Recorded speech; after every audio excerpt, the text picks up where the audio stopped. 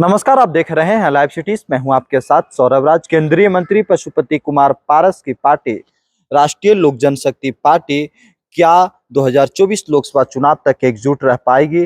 क्या उनके सारे सांसद पशुपति कुमार पारस के साथ 2024 तक साथ रहेंगे? क्योंकि 2 दिन पहले पशुपति कुमार पारस ने अपने सभी सांसदों के साथ प्रधानमंत्री नरेंद्र मोदी से मुलाकात की है। इसके ऊपर विस्तार से बात करेंगे। मेरे साथ सीनियर जर्नलिस्ट ज्ञानेश्वर हैं। पारस अपने सभी सांसदों को लेकर के प्रधानमंत्री नरेंद्र मोदी के पास पहुंच गए, इसके क्या मायने हैं? देखिए सौरभ, अभी लोकसभा का सत्र चल रहा जी। है। ऐसे समय में प्रधानमंत्री से मिलना बहुत मुश्किल कार्य नहीं होता है। सभी पार्टियों के सांसद मिलते हैं जी। और इसमें कोई शक नहीं कि आज की तारीख में रालोजपा, जिसे पशुपति कुमार पारस लीड करते हैं, जी। वह एनडीए का घटक दल है। लेकिन आपने कहा कि रालोजपा 2024 तक एकजुट रह पाएगी कि नहीं रह पाएगी। जी। रालोजपा के 5 सांसद हैं: पशुपति कुमार पारस, प्रिंस पासवान, जी। चंदन सिंह, बीना देवी और महबूब अली कैसर। जी। लेकिन एक बात को ध्यान रखिए कि ये पशुपति पारस के सांसद नहीं हैं। 2019 में जब चुनाव हो रहे थे तो रामविलास पासवान जिंदा थे और तब लोजपा थी, ठीक है ना। जी। और वैसे भी 2019 के चुनाव में जिन सांसदों ने जीत हासिल की, उन्हें बैतरनी पार कराया नरेंद्र मोदी के नाम ने। रामविलास पासवान लोजपा के संस्थापक, जी। उनकी एक अलग पहचान थी। वे अब हमारे बीच नहीं रहे हैं और आपको पता है कि इसके बाद किस तरीके से परिवार में विभाजन हुआ। चिराग पासवान रामविलास पासवान के वारिस हैं, पुत्र हैं। जी। लेकिन वे अपनी पार्टी को एकजुट रखने में कामयाब नहीं हो पाए। पशुपति कुमार पारस, जो रामविलास पासवान के छोटे भाई हैं, वे जीते हुए 6 सांसदों में 5 अपने साथ ले गए। जी। और एक स्वयं चिराग पासवान अकेले रह गए। देखिए, इसमें चिराग पासवान के व्यवहार की चर्चा भी होती है और चिराग पासवान के बारे में तमाम तरीके की बातें होती हैं, आरोप प्रत्यारोप चलता है।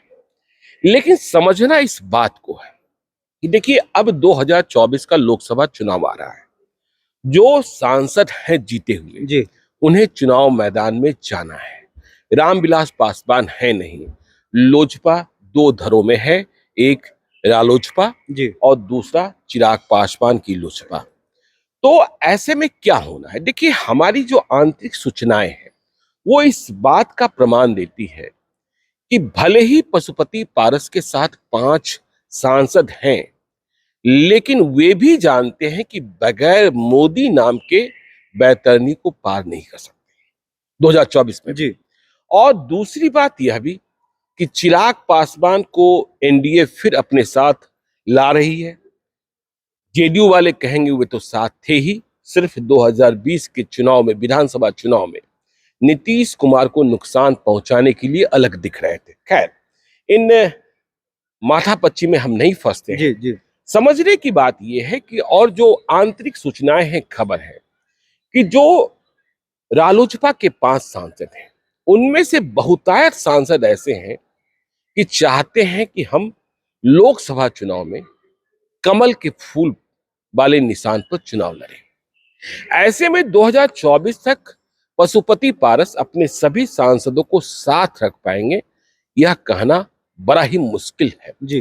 तो जब वे फूल के निशान पर चुनाव लड़ना चाहते हैं और बीजेपी अमित शाह और नरेंद्र मोदी चिराग पासवान को अपने साथ लेना चाहते हैं, चाचा भतीजे में किस कदर की लड़ाई है, इस बात को भी समझते हैं।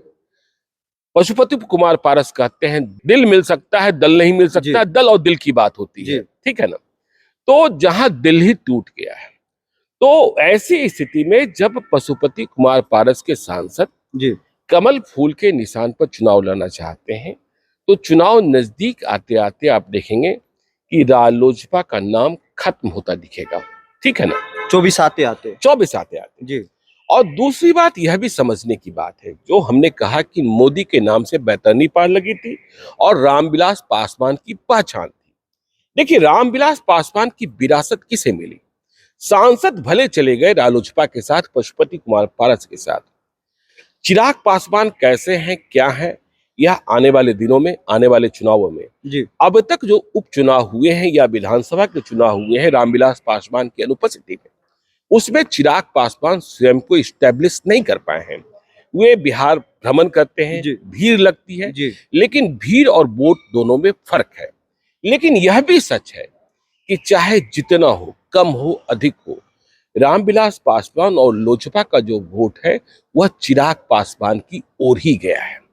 ऐसी स्थिति में भाजपा जो लोकसभा की एक एक सीटों की गिनती करती है 2024 को लेकर, उसे चिराग पासवान ज्यादा फायदेमंद दिखते हैं। तो ऐसी सूरत में क्या होगा? 2019 में 6 सीटें दी गई थी लोजपा को एनडीए गठबंधन में, तो 5 सांसद हैं पशुपति पारस के साथ जी और चिराग पासवान को भी लेना है, तो 5 सीटें तो रालोजपा को मिलनी नहीं है। तो फिर ये सांसद क्या करेंगे? देखिए, रालोजपा में पशुपति कुमार पारस की पार्टी में यदि किसी व्यक्ति की विशेष पहचान है या बिहार में एक्सेप्टेबिलिटी है, स्वीकार्यता है, जी तो वे सूरजभान सिंह है। जी ठीक है ना, जिनके छोटे भाई चंदन सिंह चंदन नवादा से सांसद सांसद हैं। तो सूरजभान सिंह रालोजपा की सबसे बड़ी ताकत है। और जो रामविलास पासवान का वोट है, जी वह वोट चिराग पासवान के पास ट्रांसफर हो चुका है। इस बात को भी आपको समझना होगा। जी बीजेपी भी इस बात को समझती है। ऐसे में बीजेपी चिराग पासवान की जिद, आप जानते हैं कि वे चाचा के साथ जाने को तैयार नहीं है। और अभी अभी आपने देखा होगा कि किस तरीके से चिराग पासवान ने चाचा को काटा। बिहार में की 5 सीटों के लिए चुनाव हो रहे हैं। गया शिक्षक निर्वाचन क्षेत्र से बात करीब करीब तय हो गई थी कि डीके सिन्हा को उम्मीदवार बनाया जाएगा जो रालोजपा के प्रत्याशी जी। होंगे। लेकिन चिराग पासवान अड़ गए कि जरूरत पर हम काम आते हैं, आगे आपको मेरी जरूरत है, और अब आप डीके सिन्हा को। परिणाम क्या निकला? परिणाम ये निकला कि रालोजपा को सीट नहीं मिली और उस सीट पर स्वयं बीजेपी लड़ रही है, जीवन जी। कुमार लड़ रहे हैं जी और मुकाबले में भी है 31 मार्च को चुनाव है। जी तो चिराग पासवान के पास रामविलास पासवान का और लोजपा का वोट बैंक है। वैसे भी पशुपति कुमार पारस की उम्र बहुत अधिक हो चुकी है। जी और लड़ाई कहाँ कहाँ फंसेगी? लड़ाई देखिए सबसे पहले हाजीपुर के लिए फंसेगी। हाजीपुर के सांसद अभी पशुपति कुमार पारस जी। हैं, लेकिन किसी भी कीमत पर 2024 में चिराग पासवान हाजीपुर को छोड़ने नहीं जा रहे हैं। तो हाजीपुर को नहीं छोड़ेंगे। हाजीपुर लड़ना चाहते हैं। हाजीपुर लड़ेंगे नहीं लड़ेंगे यह दूसरी बात है, लेकिन वे चाचा को बेदखल करना चाहते हैं। हाँ? तो अब क्या स्थितियां पैदा हो गई हैं? देखिए, चिराग पासवान तब तक बहुत महत्वपूर्ण है बीजेपी के लिए जी जब तक बिहार में कोई और गठबंधन न हो जाए। जो कई तरीके की चर्चाएं चलती रहती हैं, क्या फिर वे साथ में आ जाएंगे?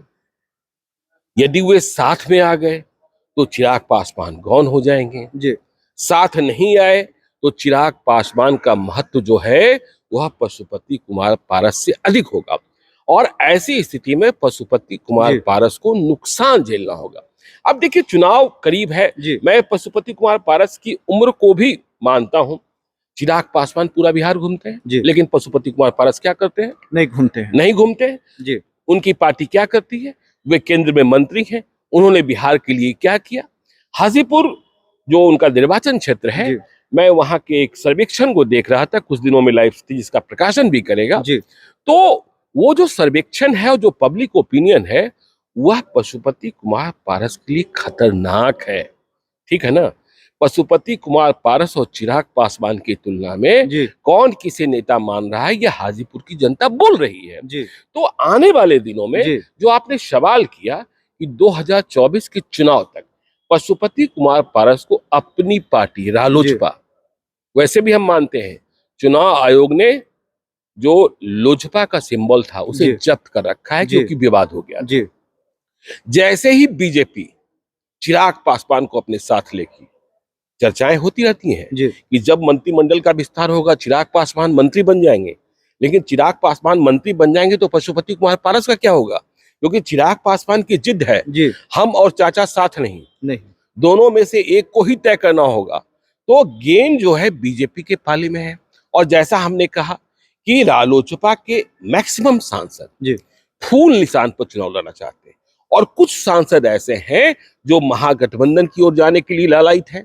तो ऐसी सूरत में जी राजलोचपा के लिए गंभीर संकट है और इस गंभीर संकट की समझ पशुपति कुमार पारस भी रख रहे हैं, लेकिन वे भी बोलें कैसे। जी तो प्रधानमंत्री से मिलना, देखिए, ये एक औपचारिक मुलाकात है, संसद का सत्र चल रहा है, जी लेकिन इसका मतलब यह बिल्कुल नहीं निकाला जाना चाहिए कि पशुपति कुमार पारस की पार्टी रालोचपा जो है जी एकजुट है, उनके सांसद एकजुट हैं, यह नहीं मानना चाहिए। लेकिन जी वहां सूरजभान सिंह क्या करेंगे, यह भी देखने की बात होगी। चलिए, तो अब देखना दिलचस्प होगा कि क्या 2024 तक रालोचपा एकजुट रहती है या नहीं।